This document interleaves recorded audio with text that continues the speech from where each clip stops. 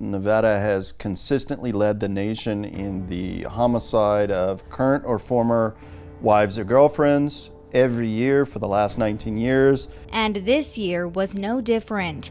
A recent study by the Violence Policy Center ranks Nevada as second in the nation for murders of women by men. And the statistics are striking.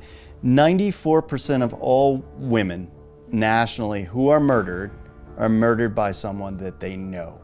It's a statistic John Etchemendy knows all too well. He's the director of Safe Embrace, a shelter for women fleeing domestic violence situations. I asked him why he thinks Nevada ranks so highly in these studies year after year. In areas with higher density of alcohol serving outlets, you have higher rates of domestic violence and sexual assault. When you have prostitution and strip clubs, we know that we have higher rates of sexual assault. There is a correlation. There's also a correlation with gambling. But Etchemendy says the 24-hour culture in Nevada isn't solely to blame. Nearly half of the women murdered by men in the state are killed with guns. Do you think Nevada having looser gun laws contributes to how highly we're ranked on this list? We know that when a gun is present and people are angry, that's when people get shot. If there is a gun specifically in your home, you're 500% more likely to be murdered in a domestic violence situation than if a gun was not present. But those statistics are more than just numbers for the people who work at Safe Embrace. They're the faces of the women they serve every day. Raped, intimidated, harassed, at work, at home, their families have been threatened, they've been broken bones, choked.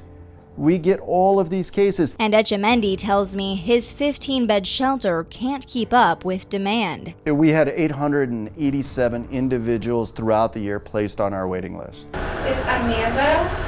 Amanda Cuevas speaks with women every day who call Safe Embrace seeking shelter from abusive relationships. How does it feel for you to have to tell a woman who's in an abusive relationship to hold on, to wait?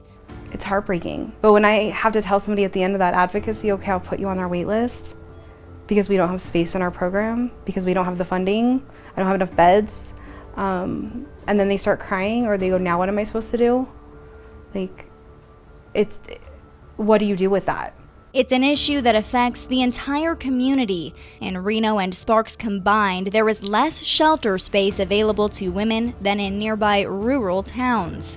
Not only are we running wait lists, but we have fewer beds locally than communities not even a quarter of our size. That's why Safe Embrace has been raising money for the past 3 years to build a second safe house with 16 more beds. Right now, they've raised nearly 90% of their goal. The waiting list will be greatly reduced for the entire county. But Etchemendy says even more shelter space isn't the answer to reduce murders of women in Nevada. Education is. I would say there's a lack of public awareness. What do you think needs to happen to lower Nevada's standing in these rankings? If you know someone, if you witness this, say something. That's what leads to murder. When we don't reach out, we don't say something, that's why we're on this list.